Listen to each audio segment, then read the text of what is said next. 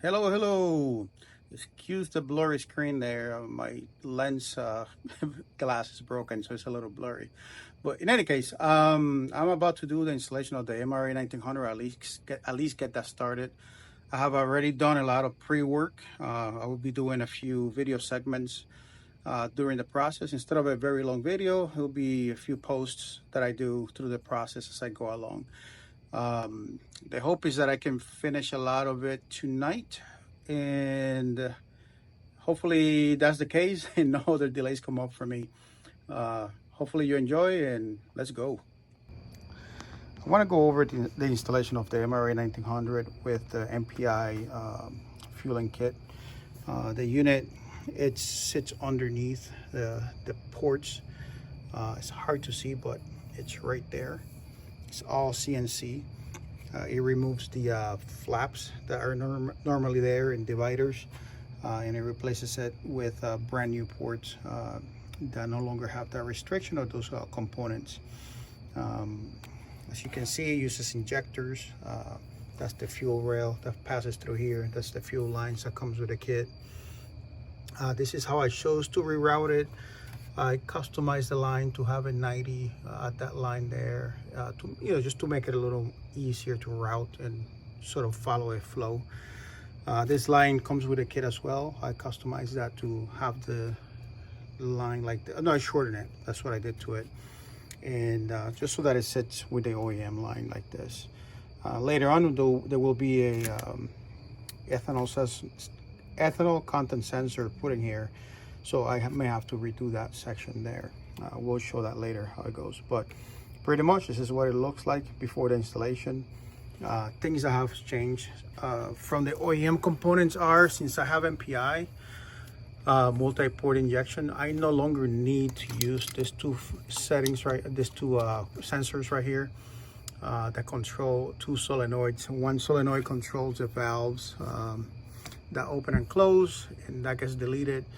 And the other one, I think it's a combi, or it has to do with a heater blower system that I no longer have installed as well. So that eliminates two sensors, eliminates a bunch of lines that go through here, cleans it up nicely. Really, where the only sensor I'm leaving here is just for the evap system. And that hose, I literally kept the OEM line here. I snipped it at this point, and that made it for a very nice easy flow to that location. And the OEM line has that nice curve that will sit right behind the line here, like so, and I'll zip tie it to this vacuum line that goes to the valve covers. I do replace this hose because we need to rotate it up, so I cut off the plastic line that's in there. I provide this length, and all you do is run it to this here. And if you have the OEM PCV still, then you haven't upgraded it, then you just attach to a fitting provided with a kit that allows you to do this like this. Super nice. Oh, sorry, I was covering the line. So that hose connects to the OEM location just to make it easier to route. I'm sorry about that. Then there's the PCV system vacuum source that used to be here underneath the blower in the casting.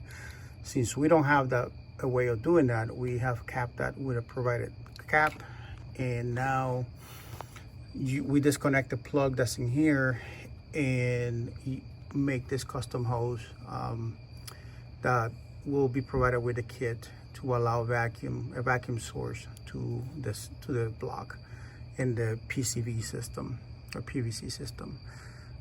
Pressure valve, whatever, you know what I'm talking about. And so super nice. There is a fitting that's already in the casting of the inlet that this will attach to, or you can put your own hose there to a catch can, which we recommend fully. You could do an external catch can now, non-vented, and that would allow you to put a catch can. I will be doing a video later on that, or something will come up later on that. But everything else is retained. One of the cool things, there's this vacuum line that's here. This normally is a T, and what I did is when I took the line out, there is an elbow on that line. I removed it when I remove the line, and I use that elbow to continue this sensor vacuum hose here. So it makes for a nice clean OEM installation on that, where nothing is customized as far as cutting or anything like that. It can be removed and put back to stock if you ever decided to put the car back to stock. So a lot of what I've done here is non-destructive. It's basically removing components, except this hose is the only one I cut. This is more of an upgrade, to be honest with you, because that hose likes to crack. But if you were to replace the PCV, you could just, that line comes with a PCV system anyway. So, or you could just do your own vacuum line. But that's about the only two destructive items. When I say destructive, meaning that you've changed something you cannot put back easily. It's those two hoses. Everything else is removable. You could put it back. This can be removed, put back if you keep all the OEM components you took out. And that's it. That's where it all starts. So this is the situation right before the blower gets installed. So you would have all this all set up this way to ready to mount the blower. I'll continue in the next segment.